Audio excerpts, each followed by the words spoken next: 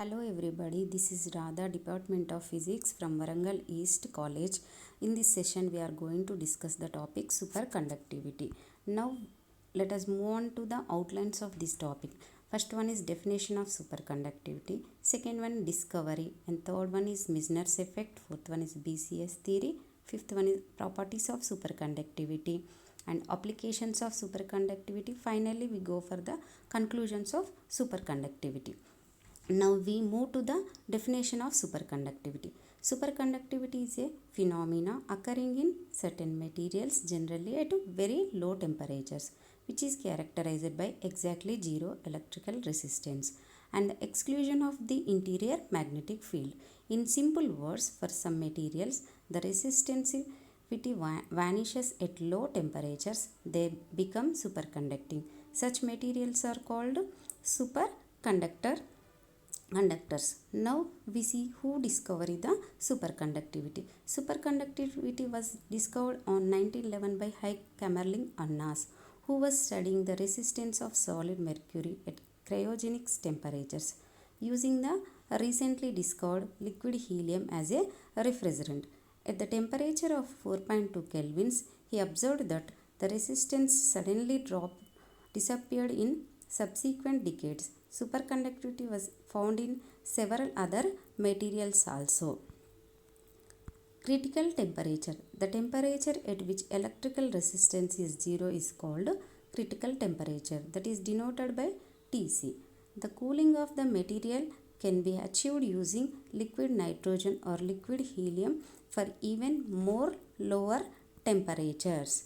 So this figure shows the resistance and temperatures curve. So first curve represents the superconducting and second curve represents the non-superconducting materials, means how the resistance is increasing with the decreasing temperatures. Okay. Now we move for the Misner's effect. In 1920, Misner discovered not only did superconductors exhibit zero resistance but also spontaneous expel all magnetic flux when cooled through the superconducting transition, that is they also perfect dimagnets. We call this the Misner's effect. It means not only superconducting materials exhibits Misner's effect, normal materials also passing through the magnetic field lines, those also give the superconducting natures. The limit of external magnetic field strength at which superconductors can exclude the field is known as the critical field strength, that is denoted by Hc. So this figure shows the Misner's effecting for normal state and superconducting states. Here T is the temperature, Tc is the critical temperature. At normal state, T is greater than of Tc. At superconducting state, T is less than of Tc. BCS theory. The complete microscopic theory of superconductivity was finally proposed in 1957 by Bardeen, Cooper and Schrieffer. This BCS theory explained the superconducting current as a superfluid of Cooper pairs, pairs of electrons interacting through the exchange of phonons. For this work, the authors were awarded the Nobel Prize in 1972. Cooper pairs. A Cooper pair is the name given to the electrons that are bound together in a certain manner, first described by Leon Cooper. In normal superconductors, the attraction is due to the electron interaction. The Cooper pair states forms the basis of the BCS theory of superconductivity. Formation of Cooper pairs. This figure shows how the Cooper pairs are formed. Cooper pairs are formed by an attractive force between electron from exchange of phonon. The energy of phonon is usually less than 0.1 electron volts. It means electron is replaced by the phonon, then we can get the Cooper pairs forms. When a metal is cooled to the critical temperature, electrons in the metal from Cooper pairs are electrons which exchange phonons and become bound together. Bound electrons behave like bosons. Their wave functions don't obey Pauli exclusion rule and thus they can all occupy the same quantum state. The BCS theory was of superconductivity states that found bound photons have slightly lower energy, which prevents lattice collisions and thus eliminates resistance. As long as T less than binding energy, then the current can flow without dissipation. Now we go for the properties of superconductivity. Josephson effect, specific heat, superfluidity, thermal conductivity, isotope effect, field intensity, persistent current. So these are the properties of superconducting materials. First of all, Josephson effect. When two superconductors are joined by a thin insulating layer, it is easier for the electron pairs to pass from one superconductor to another without resistance. This is called Josephson effect. This effect has applications for fast electrical switches that can be used to make small high speed computers. Specific heat. A finite jump in specific heat is observed at the critical temperature. In a superconducting phase, the electron resistance changes with the jump, while the energy undergoes a continuous variation. When the substance is cooled, its specific heat typically decreases, but at critical temperature, it increases suddenly. Isotopic effect. It has been observed that critical temperature varies with isotopic mass. That means critical temperature is inversely proportional to the square root of mass of the isotope. Superfluidity.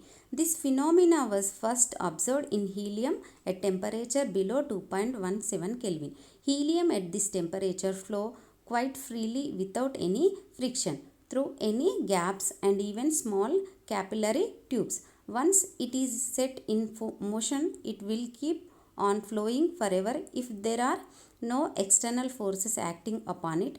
Unlike all chemicals, helium does not solidified when cooled down near absolute zero. Next one is thermal conductivity. In an ideal superconductor, there is a marked drop in thermal conductivity when superconductivity sets in. In non-ideal superconductors, an increasing in thermal conductivity on becoming superconducting has been observed in few specimens. Next property is fluid intensity. Removal of the superconductivity states does not only occur by raising the temperatures but also by subjecting a material to magnetic field. The critical value of magnetic field for the destruction of superconductivity Hc is a function of temperature at T is equal to Tc, H is equal to 0. With only small deviations, the critical field Hc varies with the temperatures.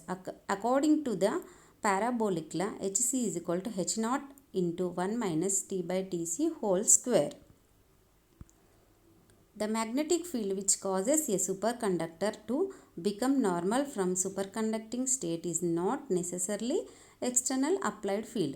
It may rise as a result of electric current flow in the conductors. In a long superconductor wire of radius r, the superconductivity may be destroyed when a current exceeds a critical current value IC, which is at the surface of wire, produces critical field H, which is given by IC is equal to star 3.14 star or HC is called Sibley's rule.